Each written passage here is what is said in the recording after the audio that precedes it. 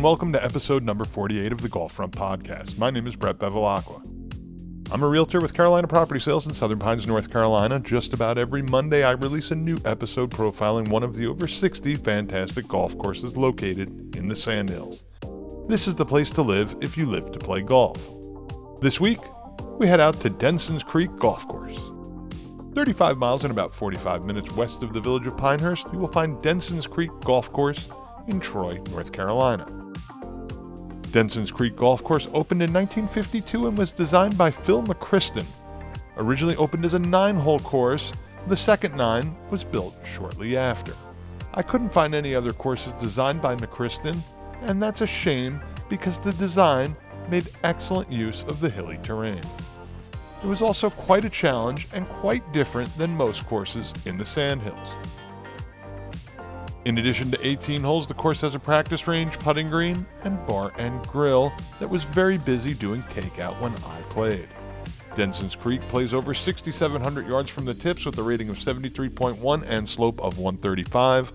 From the blue tees where we played, it is 6,100 yards with a rating of 70.5 and slope of 129. The whites play about 5,600 yards and are rated at 68.2 with a slope of 121. There are gold and, of course, red tees. It is worth mentioning that the course feels a good 300 yards longer due to the elevation and will force you to use every club in your bag.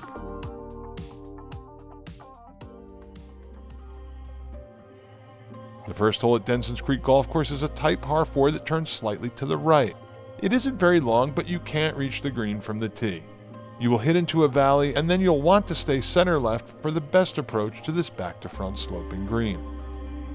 The second is a short par 5 that is straight away from the forward tees, but is a dogleg left from the blue and black tees.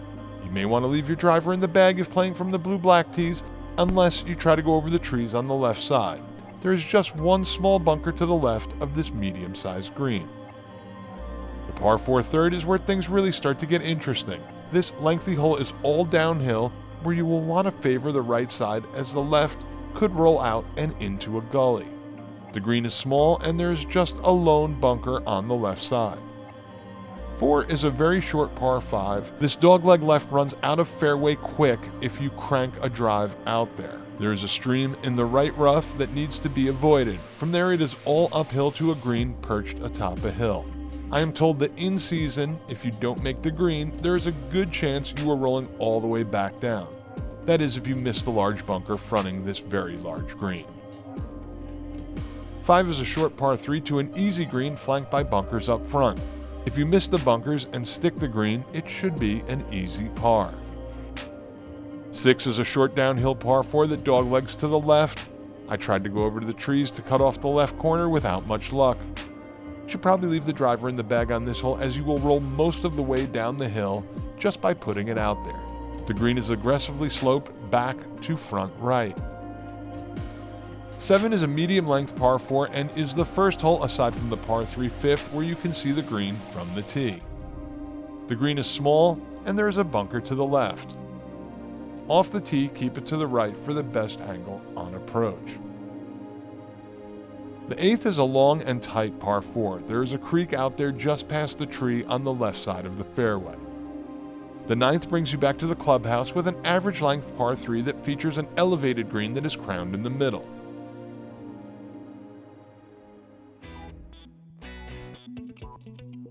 The 10th is a lengthy par 4. Watch out for the reachable creek that runs across the fairway. The green is slightly elevated, and if you avoid the creek, a par is very possible. The 11th is a long par 3. Keep your tee shot away from the right side as there is nothing but trouble over there. The 12th is a tight dogleg left par 4. It isn't very long, but driver will be too much for most players. The green is sloped aggressively from back to front, and I was lucky to get out of there with a par. The 13th is another medium-length par 4. Stay away from the right side off the tee as you may run off the fairway and into the woods. 14 is a short par 5 that plays uphill from tee to green. You will need a club more the entire way to the green. The green is small, but this hole is pretty much all in front of you. 15 is a medium-length par 4, again all right there in front of you. The slightly elevated green is protected by 3 bunkers. 16 is a tough and long uphill par 3 to a tiny green with a bunker to the right. 17 is a medium-length par 4 to a two-tiered green. Watch out for the fairway bunker in the landing area to the left. 18 finishes up with a very short dogleg left par 5. There is a creek that runs across the fairway but will only come into play for big hitters.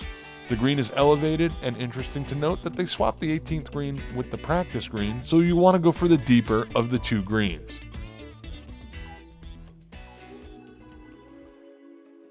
I look forward to playing Densons Creek again, and it will be a great alternative to when the Pinehurst area courses are packed in season. I played a few days after Thanksgiving, and the course wasn't in tip-top shape, but I really couldn't find too much to complain about, and really did enjoy the layout. One note, I would like to add that there is a lot of blind shots, and it is easy to get in trouble if you are not familiar with the course. The pace was great, and this was on a Sunday. Greens fees start at $5 for juniors playing with adults, and range from $14 to $35 depending on weekdays, weekends, and if you are walking or riding in a car. There are also 9-hole rates and discounts for students with college ID. For more information about golf or memberships, check out their website at densonscreekgolfcourse.com or give them a call at 910-576-1487. When it comes to golf front property, there were only a few homes on the course, but I can find you affordable homes in this part of Montgomery County. If you are looking, I can help you find the perfect home here or anywhere in the Sandhills of North Carolina. Give me a call or text at 845-365-3665 or send an email to brett@hmpfilms.com and I will show you all the area has to offer. Once again, I'm Brett Bevilacqua with Carolina Property Sales. Next week, we go to Tobacco Road.